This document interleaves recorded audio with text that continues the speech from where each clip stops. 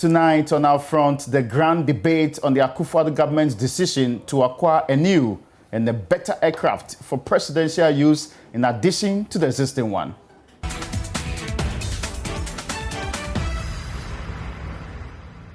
You're welcome back. Now, the issue of presidential jets has come up strongly in the last few months following questions filed on the floor of Parliament by Northern Member of Parliament and Ranking Member on that Foreign Affairs Committee, Samuel Okudzeto-Ablakwa. He's been demanding answers about the President Akufo-Addo's costly trips abroad, but interest in this matter has been heightened by the response from the Office of the President, with the Director of Communications indicating that Ghana has finally decided to purchase a new and a bigger jet for the President's use. Tonight, joining me for this conversation are Ranking Member of that particular Foreign Affairs Committee, Samuel Okudzeto-Ablakwa, and also a member of the committee, that's Foreign Affairs, and the Member of Parliament, Andy Apiakubi. You're welcome, sir. For Asante Achim North, that is important. Of course, I mean for Asante Achim North, right? Very important. Yeah, yes. I stress your membership of the committee, Parliament, But you're welcome, sir. Yes. I hope you're doing well, sir. I'm doing very well, thank you. Well, we'll be coming back to the work of the Foreign Affairs Committee and this particular presidential jet saga, but later on the conversation, we'll be joined by two former chiefs of staff, under whose tenure new planes were bought. One during the Jerry Rawlings time, Nana Atodazi, and also during John Kufuor's time, Kojo Mpiani, to put a broader perspective on this conversation. Well, first, let's go a trip down memory lane. On the jets acquired so far, Ghana has since independence bought 4 jets. The first one, as you may well know, was bought in 1962 by the Osajifo Dr. Kwame Nkrumah. Our very first presidential jet was a DH-125, which was acquired in the year 62. Osajifo used it until he was ousted on the 24th of February 1966. The second jet is actually what's known as the Fokker 28.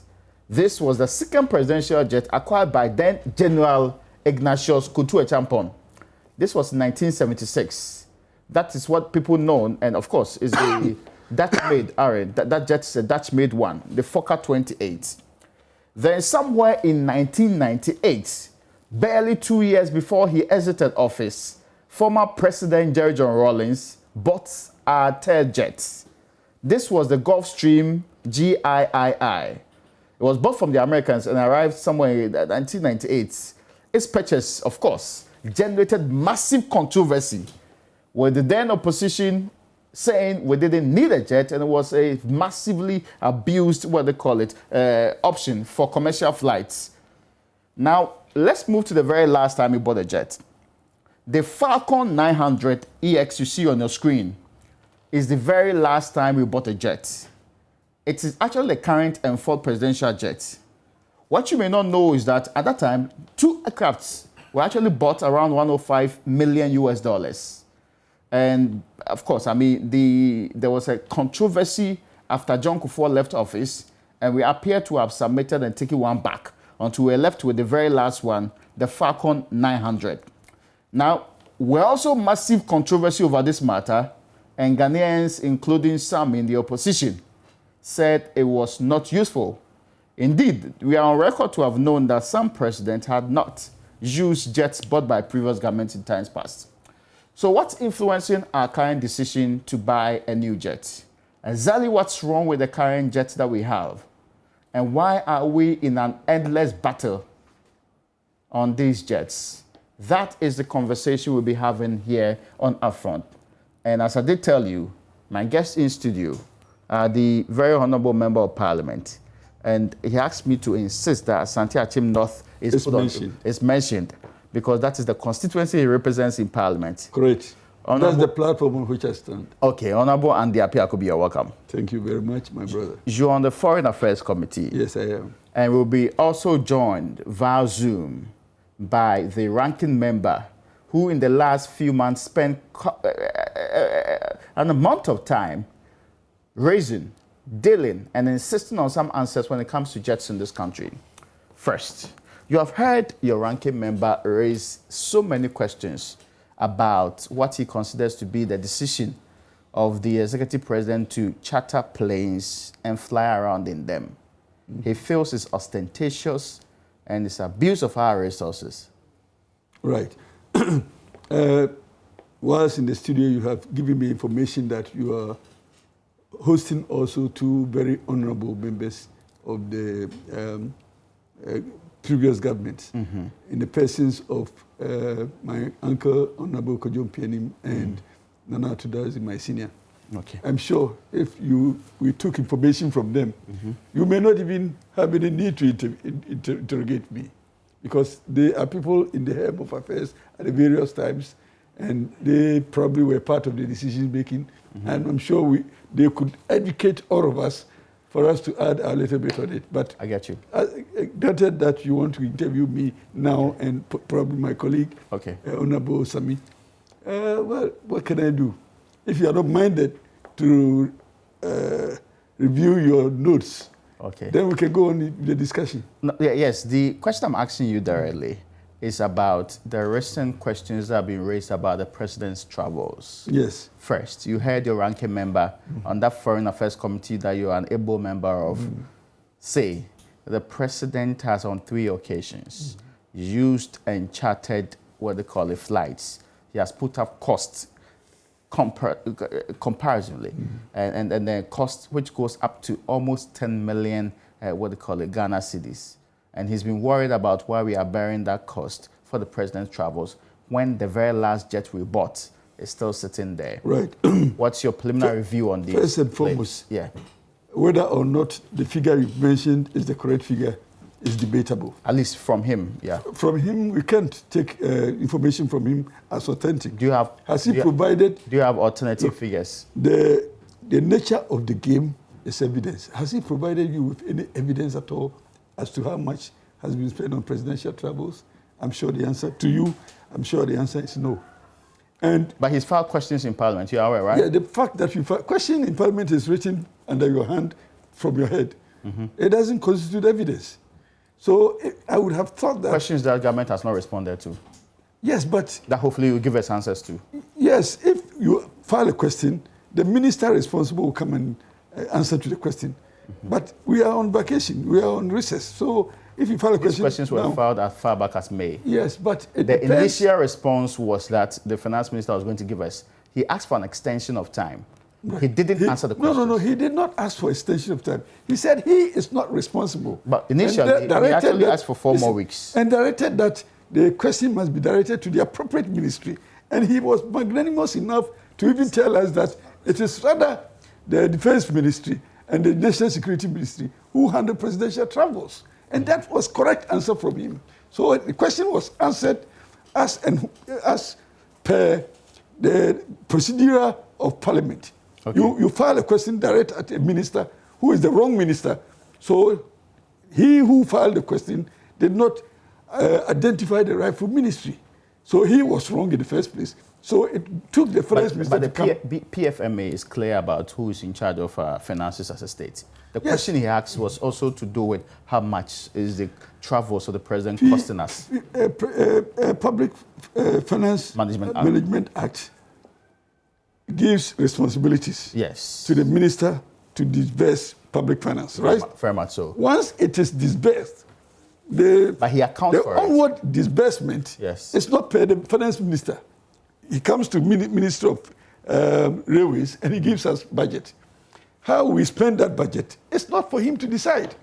So if you want to know how much or how I disburse the budget as given to me by the finance ministry, it is the Ministry of Railways that you need to call. So he was wrong in calling the finance minister in the first place. Okay.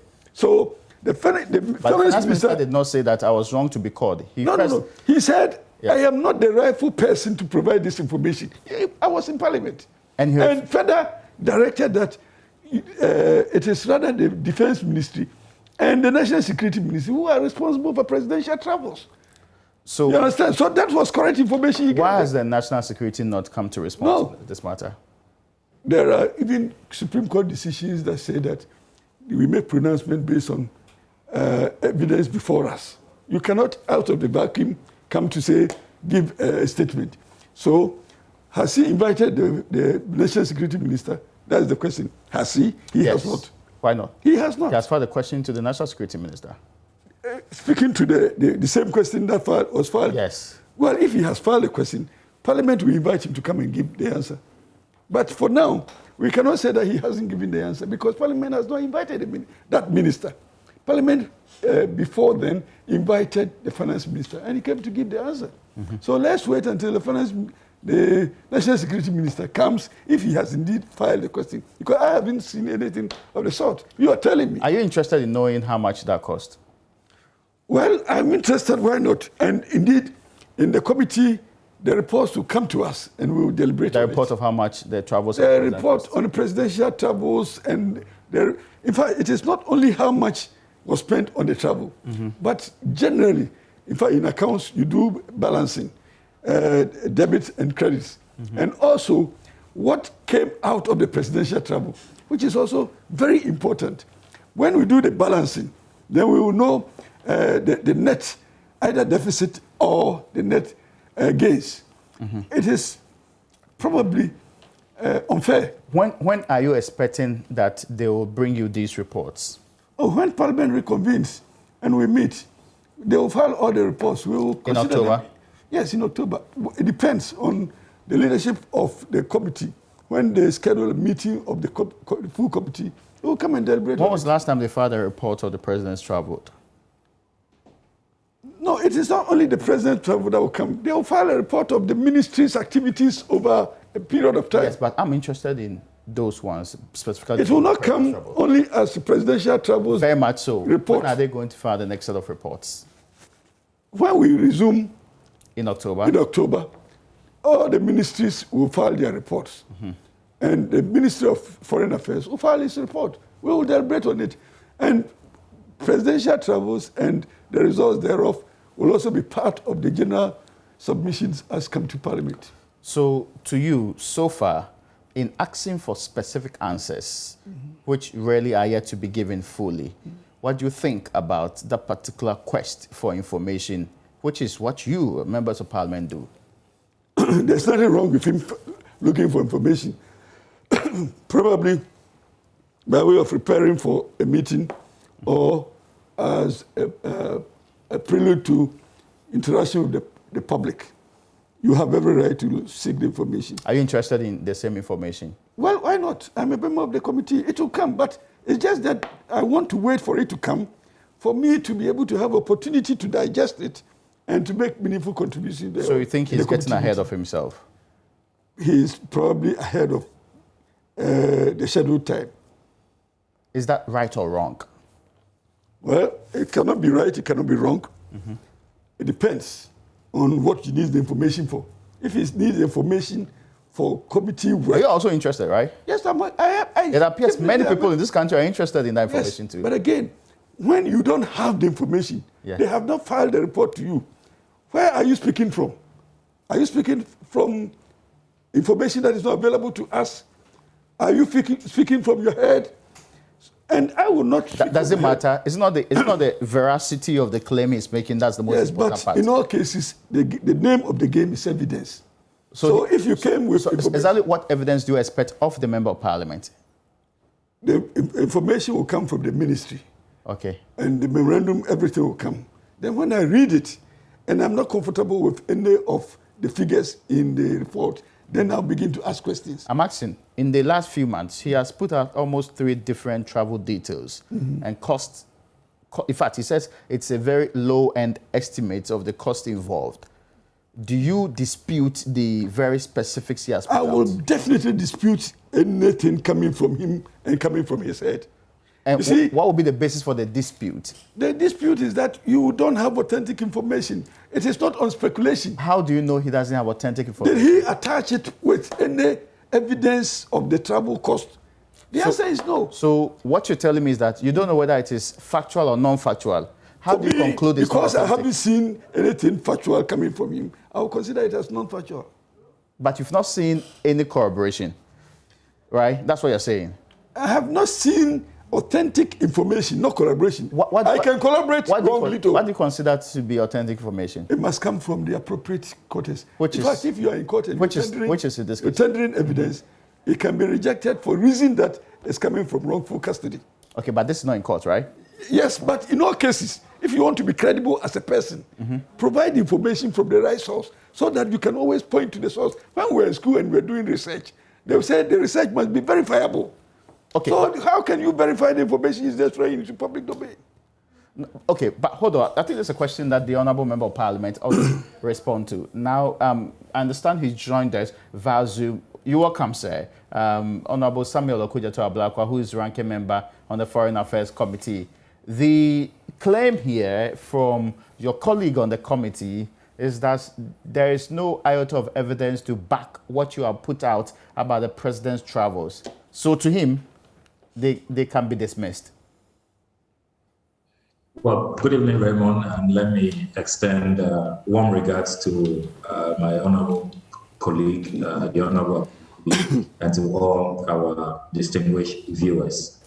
I would want to begin, Raymond, if you allow me, by quoting from His Excellency, the President of the Republic, Nana Addo Dankwa Akufo-Addo's inaugural address on the 7th of January 2017, his first inaugural address. This is what he had to say about the kind of parliament he wants to work with. He said, and I quote, "We should move on to deepen our democracy. It is time to make sure that we have a true separation of powers between the various arms of government. Our parliament, the legislative arm of government, must grow into its proper role as an effective machinery for accountability and oversight of the executive, and not be its junior partner, emphasis mine. The Ghanaian parliament, the Ghanaian member of parliament must stand out as institutions that represent all that we hold dear and citizens can take pride in," unquote. So this is the president who himself has a 3-term parliamentary history, who admonished parliament to be bold, to be strong, to be resilient in holding the executive in check, and that parliament should not be junior partners to the executive. That has always been the raison d'etre, that has always been the philosophy with which we are carrying out our constitutional mandate of oversight. Now, to the specific concern of my good brother, the Honorable Apia Kupi, I must emphasize that the figures that I have put out are not figures I am conjuring from the skies. They are not a fiction of my imagination. If you take the first figure I put out of £15,000 an hour for the ACJ 320 Neo, the Airbus, which President Akufo-Addo chartered in May, that figure was obtained from the company. The company is called Acropolis Aviation, based in Farnborough in the United Kingdom. That company is the operator of the jet that we went to charter. And in the history of our parliament, we have always used indicative pricing to make our point. I have not said that that is the final figure or the, if you like, the exact amount the president paid or the government of Ghana paid. But it gives you the source, which is the airline, and anybody, other journalists have even done it. You can send them an email to request a quote. If you want to charter the ACJ 320 Neo, how much do you charge per hour? I have done that. The second aircraft the president chartered to Europe and then last week to the United States of America for the United Nations General Assembly, which is the Boeing 737, the LXDIO. Again, I contacted the operators of the LXDIO, which is Global Jet Luxembourg. That is the name of the company based in Luxembourg. And you see, these are commercial entities. They are operating a commercial service for profit. They are open to the general public. If you request a quotation, they will give you. When I contacted them, they said that an hour is 14,000 United States dollars for the LXDIO. So we have always used indicative pricing for our analysis. I recall during the time we were in power, when we were considering buying the Embraer to retool the Ghana Air Force, there were press conferences held by our colleagues on the other side using indicative pricing that they obtained from the website of the Embraer company, the Brazilian-based company. And they argued that based on the indicative pricing they had downloaded from the website, they thought that the purchase price that the NDC government had brought to Parliament, there was the need for some more explanation. So nobody should say that I am just conjuring figures. I have not done that. I have told you the source, which is the company that is operating these aircrafts, and I have told you that this is open source. Everybody can contact those companies. And since I started putting out these exposés in May, journalists have corroborated, aviation buffs have corroborated. Nobody has said that the figures I have put out are not from the company, or they have contacted the operators, the airline operators, and they have said that the numbers I have put out are not credible. Nobody. It has not been impeached in any way. It has not been undermined in any way. It is incontrovertible. And that is what you do whilst you wait for government to come do full disclosure. That is why in putting out even the figures, this 10.1 million Ghana cedis, which we have accumulated in presidential charters for the past 3 round trips, I have left out the landing rights. I have left out the parking charges, the cost on aviation fuel, because I don't have those. That is why I have filed a question for full disclosure, which the Speaker rightly admitted. If you look at Order 66 of our standing orders, the Speaker is the sole judge of admissibility. If the Speaker thought that my quest was vexatious, it was frivolous, it was whimsical, it was baseless, he would not have admitted the question. It has been admitted. I heard the honorable member say that I directed it wrongly. I mean, that cannot be true. It is the finance minister who releases funds. He is in charge of the GIFMIS system.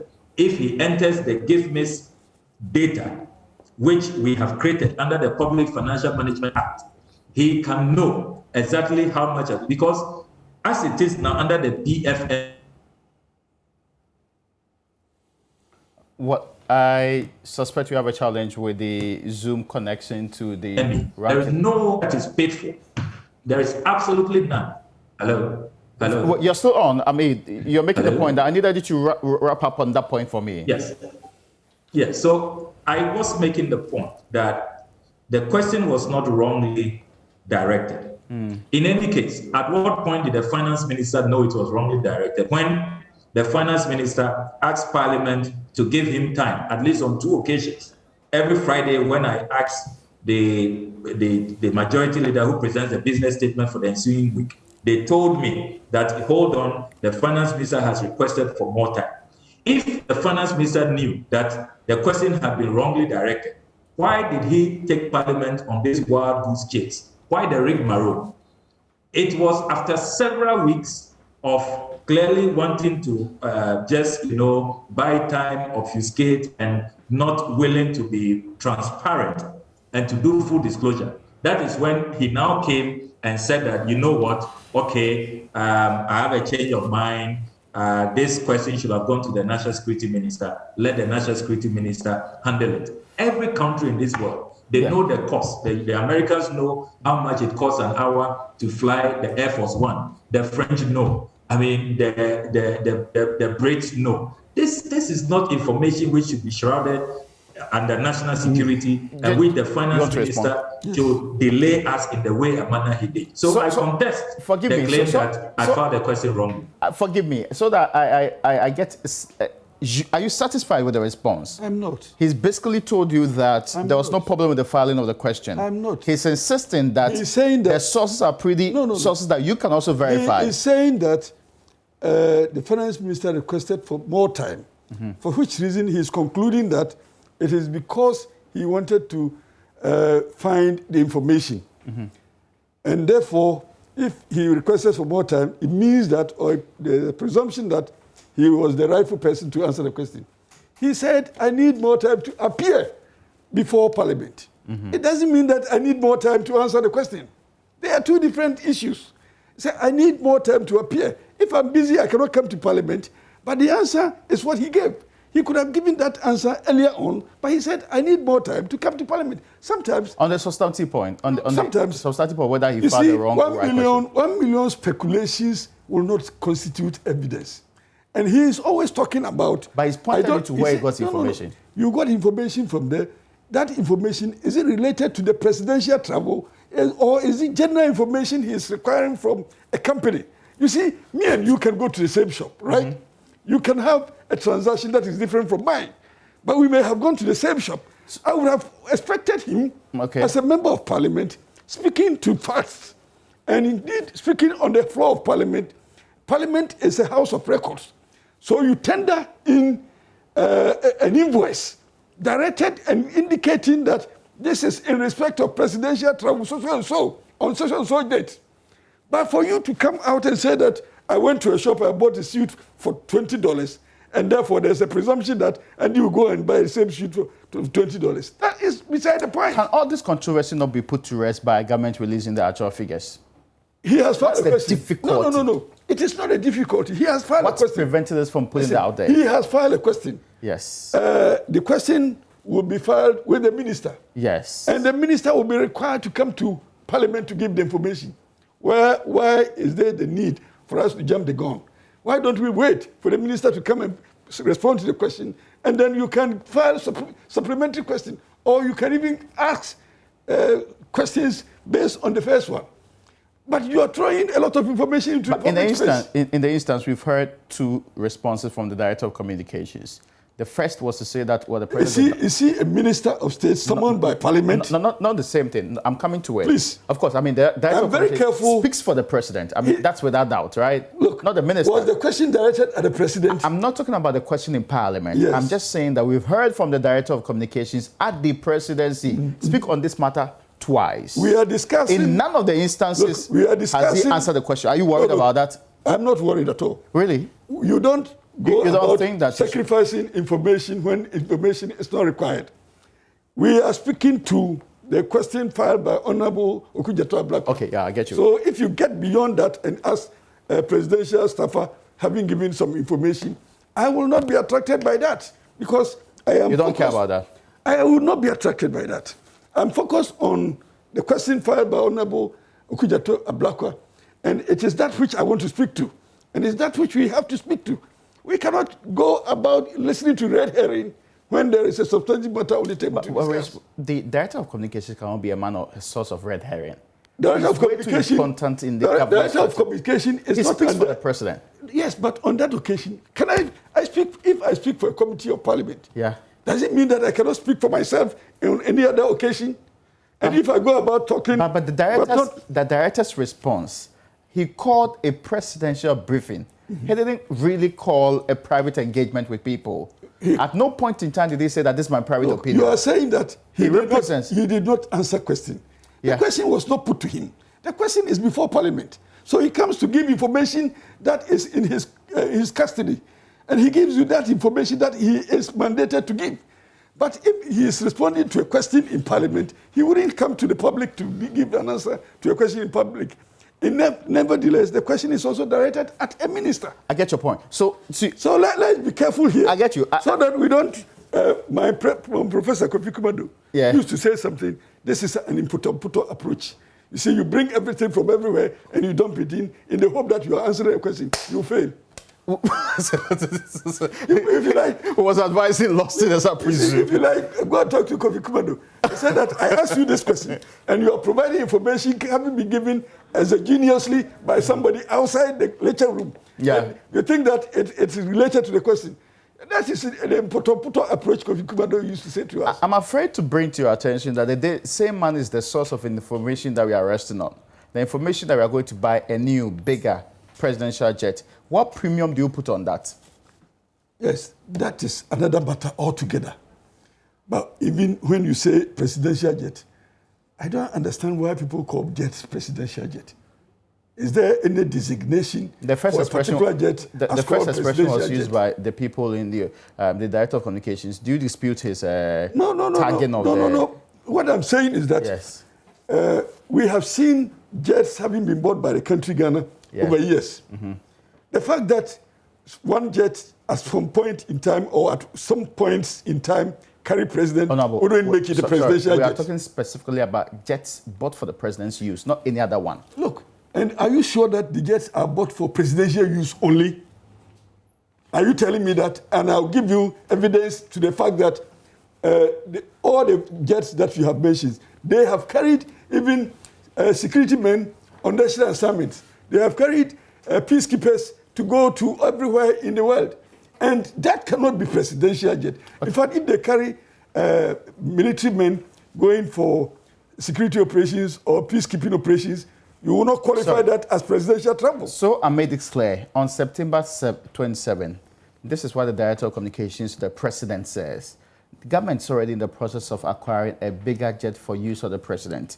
The Minister of Defense has made it clear the government has decided to buy a bigger jet to save us all these troubles. I wouldn't want to go into the details. I'm sure when the Minister of Defense has the opportunity, he will give us more. Good. But one more point to actually accentuate the point. The other point he made there was that this decision has been made relevant because we need a bigger one. Good. And that the teams that have been traveling have not been able to go into the same plane that we wanted to happen in this case. Good. He says we will have to buy a jet for the use of president. Yes. Does it make it a presidential jet?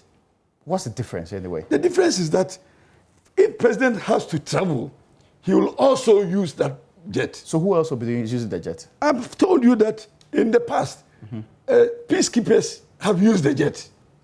In the past, people like me have also sat in the jet before. I have sat in the presidential jet. Is that a Ghanaian tradition? To go to Abuja when we were discussing. Which one did you sit in? The one bought by President Rawlings. I sat in it as Chief Executive of Free Zones. I was not a president, but I used it on occasion of the ECOWAS Trade Ministers meeting. I happened to be one of the staff of the Minister of Trade then, and I sat in it. Was it a presidential travel? The answer is no. But if somebody says... So why is this your clarification important? Listen to the construction. Why is the clarification important? Listen to the construction. Yes. We need to buy a better jet or a newer or bigger jet for the president to use. Mm-hmm. So that if KLM comes here and president decides to fly on KLM, will the KLM be turned out to be a presidential jet? Maybe I bought KLM. No. But we can't make that claim because if you're saying that we buy a jet for president to use when necessary. Now we buy a jet and the military people also use when necessary. Appear could be sits in when necessary. Is it a presidential jet? Do we have military jets already? What he said, the statement he gave, did he tell us that we are going to buy a presidential jet? He said we have to buy a jet so that the president can use when necessary. When the president uses a jet so designed to be able to accommodate the president, it doesn't make it a presidential jet. Okay, let me get your point. So are you in support of this quest to buy a new and a bigger jet? I would even suggest that we should even buy commercial jets for even the industry. Maybe in the future we discuss that. For the industry. Sorry, but I want a focused one on this particular one. So if we need to buy a jet now that can undertake all those assignments as per the timetable of the Air Force, including also the presidential travels, why not? The Air Force, they have jets of their own, right? Yes, but don't we buy new Air Force jets for them? You see, there are jets that are being... But at no point in time have we been told that this is for the Air Force. At no point in time have we been told that this is for the Air Force. No. They have their own procurement. Is the Air Force demanding new jets? Yes. They told you? They have their own procurement plan. I mean, in Parliament, have you been told that the Air Force is demanding new jets? The Minister for Defense, when he came to Parliament to address the Parliament, he was to answer one of these questions. He told us that in their procurement schedule, there is a request for jets. He mentioned about 4 of them. 4 jets. 4 jets. Does it include? And he said that one of them could be so designed to be able to carry president. And indeed, if one of the 4 to be bought can accommodate the presidential travel, does it turn it to be a presidential? But you support the decision to buy a new jet? This new world of diplomacy. Yeah. We need jets that can comfortably take people of assignments around the world. You see, what is wrong with the Falcon? What's wrong with the Falcon, the current one, the existing one? What's wrong with it? Did you hear of the near accident of that Falcon from Washington onward to Ghana? And he had to return back to Washington. Did you hear about that one? So the Falcon is no longer Did you hear about fit that for purpose? No, did you hear about that? I heard a rumor on it. I didn't know that. You call that rumor when somebody's life was at stake. No, with respect. I mean, I couldn't verify in any way. But of course, I mean, I just don't take things on face value. Okay, so have you verified the information Okujeto is throwing about? Oh, no, have you verified? Sorry. I mean, no, I've not done that. Yes. So why would you take that as authentic and not that one? I have not made a judgment call on that information. I'm sure you understand. So that. I'm saying that the Falcon is proven to be unreliable and unsafe. When was this determined? And listen, when the president had to return to Washington, he had to fly back per another jet. You know all that. So is this the biggest reason why we are getting a new one? That the Falcon is no longer fit for purpose? It's not fit for purpose for now. And it is also not safe. In fact, in the era of President Rawlings, one of the reasons he assigned for acquiring a new jet was that it was not fit for purpose and it was also unsafe. And this one also remains unsafe and unfit for purpose. And for which reason? You see, is it true that the Liberian president recently used it? I am not aware of that one. In fact, I'm not. You've never heard of it? I am not informed of a presidential travel by the Liberian president. Minister. When was the last time our president used the Falcon? I don't know. I am not in charge of presidential travels. So you ask me this. I'm asking whether you have been informed about it, since you appear to have a lot of information. National security is responsible for presidential travel. Okay. And they don't report to me. Give me a second. Let me go back to the Honorable Sam Okujeto-Ablakwa. Honorable, the clearest indication here, your colleague on the committee is saying that 2 main reasons are informing this particular decision. It's not fit for purpose, and it's also not safe to fly in. That's the Falcon. That's why we need a new one. And it is also not a presidential jet. It's a jet for use by other institutions, including the presidency. I'm sure if you get to the Honorable Sam Okujeto back on, we should be able to get him to respond to this point, because it's, yes, I think we want now. So I bring you in because there's a clear indication here from your committee member who is on the majority side. He says, 1, it's not necessarily a presidential jet we are buying. It's jets that will be used by the president too.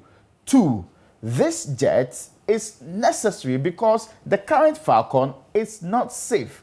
Secondly, thirdly, and of course that's the third point you're making, apart from not being safe, right? It's also not fit for purpose. What's your response to these claims?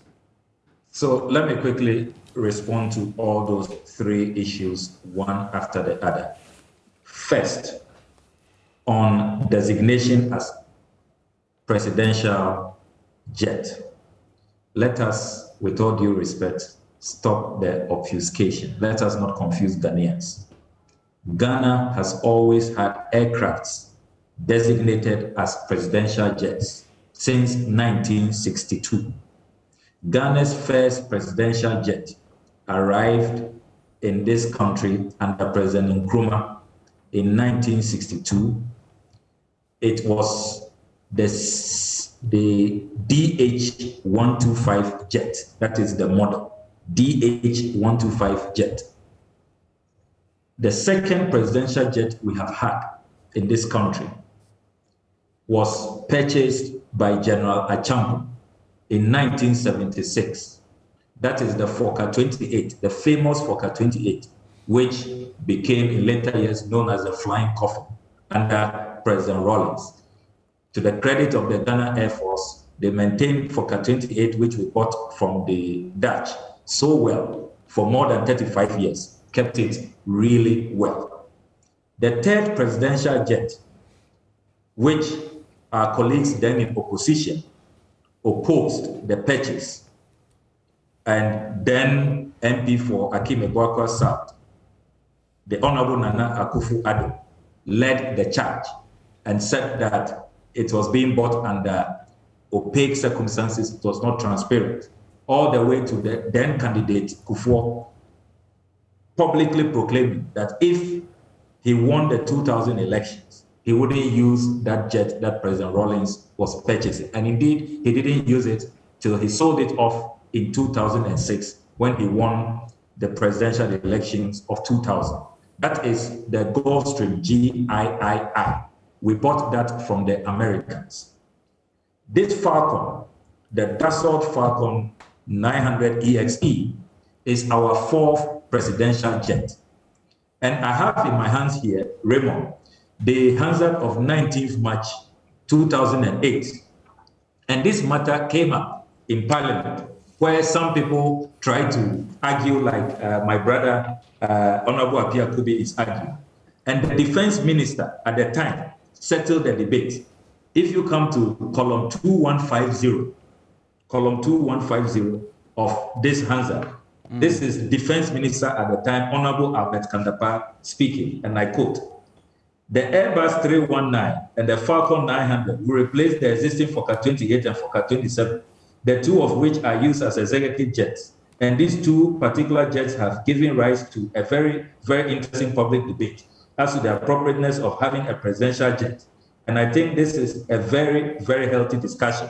Outside of Parliament, within Parliament, it is a very, very healthy discussion. And we encourage that we should go on. But Mr. Speaker, let us have the facts right. Owning so-called presidential jets in Ghana is not a new concept.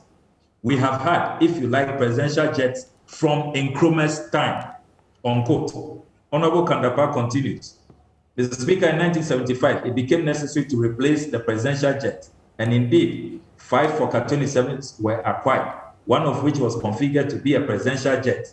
2 years later, it was considered that there was a need for a second aircraft. And so another presidential jet in the form of the Fokker 28 was acquired." This is the defense minister giving us a similar rendition of what I've told you earlier. So let us, with all due respect,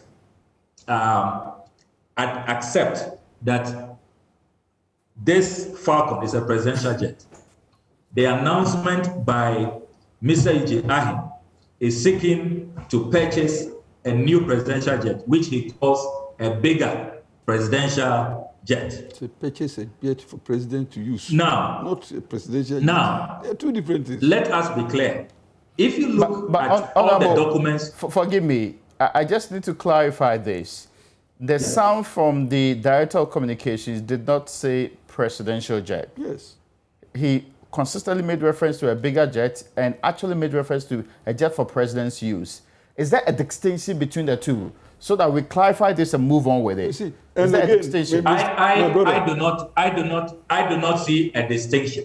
It is clear to me. If you say that this jet is not fit for president, and what is this jet now? It is the presidential jet.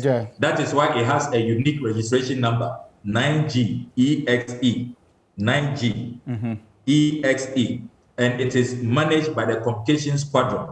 Is designated as presidential jet. If you claim that it's not fit for purpose and you want a bigger aircraft, you are replacing it, you are clearly going to purchase a presidential jet. So I will not fall for the obfuscation. I won't fall for the deliberate attempt to confuse Ghanaians. It is clear that the government wants to purchase a bigger presidential jet. The timing could not have been horrendous. This is the only country in the world at this time, in the middle of a pandemic, where you should be thinking about preserving lives, securing vaccines to attain herd immunity, recovering this economy. Look at the statistics. If you add interest payment on our loans and public wages, 128% of national revenue. Our national revenue now, for the first time in the country's history, cannot take care of two line items. For the first time, probably since 2005, we have debt to GDP ratio stepping out of the debate 80%. Forgive me. This is the only country that the president is thinking about. I need to come in. Honorable Samuel Yes, I need to intervene quickly on this point. There's also the issue that's been raised about the safety of the president. Indeed, it is the belief of the people that the Falcon has difficulties in terms of safety. So will this not be a solution to consistently doing what you say the president should stop doing? That's actually getting new flights, commercial ones, which are chartered over the period, as you claim. Would the buying of a new one not solve that problem and fix the safety issue? Let me quickly address the safety issue. If you look at column 2122 of the 19th March 2008 Hansard, Honorable Kandapa, the then Defense Minister, told Parliament that, and I quote, the technical team from the Ministry of Defense further indicated that the aircraft has a lifespan of at least 20 years, So this aircraft, it has a lifespan of 20 years. The aircraft arrived in October 2010. It has barely done 11 years. 20 years will be 2030.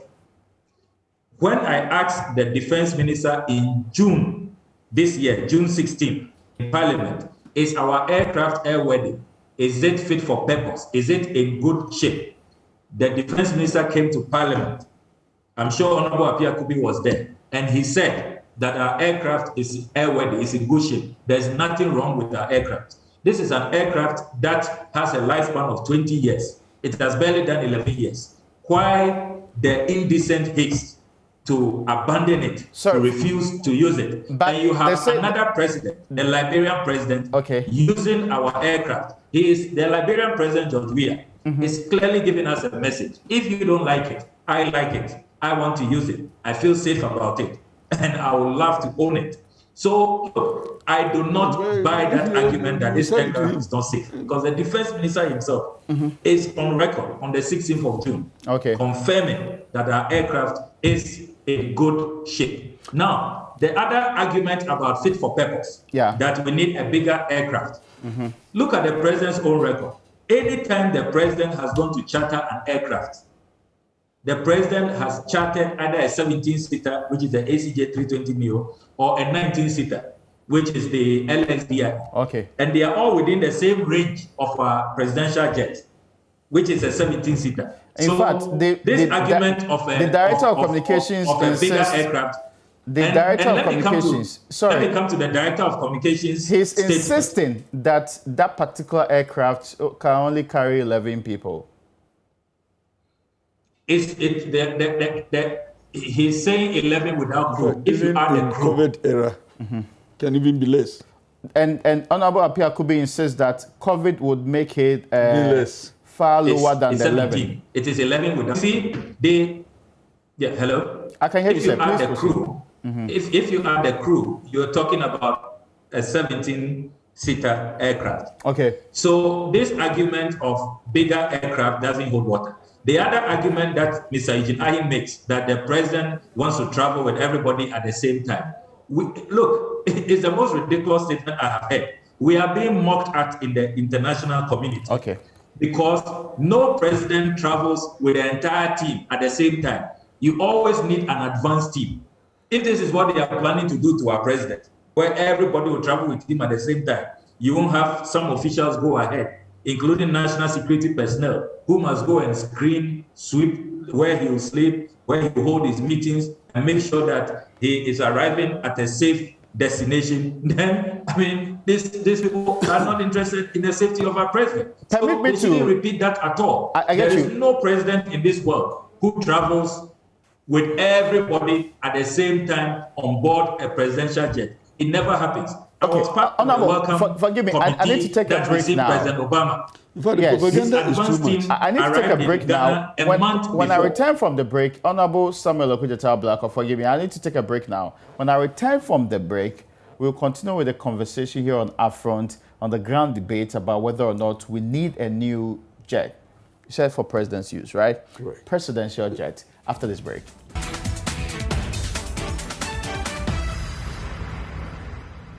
You're welcome back. This is Upfront. My name is Raymond Dalkwa. Tonight, we've been having a conversation with two members of the Foreign Affairs Committee of Parliament on the government's decision to acquire a new jet, which the president will use. And that's what the Honorable Apia Kubi, who is here in the studio as Asante Achem North MP, has been telling us, needs clarification on. Also with us in this conversation is the ranking member on that Foreign Affairs Committee, Samuel Okujato Ablakwa, who is insisting it's a presidential jet. But gentlemen, we need to wrap up this conversation. Finally, before we go, where do we go from here? In fact, before I actually go today, we did a poll earlier prior to this conversation, and 934 people joined the poll. And the question we asked, do you support government's decision to acquire new jets? And the yes was 18%, the no was 82%. So hoping 82% said no, they didn't support that. There are some of the comments that go with that. Maybe I'll do, this one say, to go and beg for vaccine. That's what's being asked here. Some are saying that, well, it might be a better cost than having to do the chartering of flights up and down as is consistent. Good. So, final words. Good. Should we consider... No. It depends on the information you gave to the respondents. You understand? Were they properly given the figures? Which figures? The cost-benefit analysis. You ask questions, simple questions. Do you support without giving them prior information as to the benefits and the negatives? How much are we buying this new jet? I don't know. You don't know? I don't know. So how could you have put out how much was... No, what I'm saying is that you should have given them information about why we are going to buy, the justification for it versus the other side of it, and then let them come out with a decision. Okay. But when you ask a hypothetical question like, do you support or you don't support? I'm wrapping up on this conversation. So I want to hear from you. Yes. What I'm saying is when it comes to Parliament, you vote for it. What I'm saying is that if it won't come for us to vote just as you did. Yeah. It will come with a memorandum explaining why. Why you have and then we'll go through that. And if we are satisfied that there is a need, and we need to do the economics of it. The minority will oppose it, what will you do? Without the jet that will carry the president, do we also recommend that they take the commercial flights? Let's do the arithmetic and see which way is better. Then if we are informed by the justification, then we can vote. But the hypothetical question like, do we or do we not, without providing information, you are corrupting the public. Oh, really? That is why you got, that is why you got that response. Okay. But give the information. Without that, then we may have to go commercial and then use the flights that they are complaining about. So we don't do this, we don't do that. So where do? We stay. But not also forget that. I'm afraid I've run out of time. If we don't go, we lose the benefits of the travel. This is a president who... I'm asking a question directly to you. Yes. What will you do if they decide to oppose it, if the minority opposes it? Yeah, let them oppose with cogent argument. Then if I have... You've heard the arguments. If these are porous, very hollow arguments, because he's not even speaking to facts. He spoke to generalities. And I'm telling you, diplomatic travels carry a lot of discounts. I get you. Indeed, if I'm a commercial person and I have a flight and the president wants to use my flight, I will discount it for him for the purpose of attracting market in subsequent transactions. So I want to thank you. He hasn't come back to me with the invoice on that travel. I really want to thank you so much, the Honorable Apia Kubi. Thank you. He's a member of the Foreign Affairs Committee, and we're also joined by the ranking member on that particular committee. Forgive me, finally, if I can hear from, yes, unfortunately, they say I have no time left to do that. Well, I guess we have to end Upfront here. Thank you so much for watching today's edition.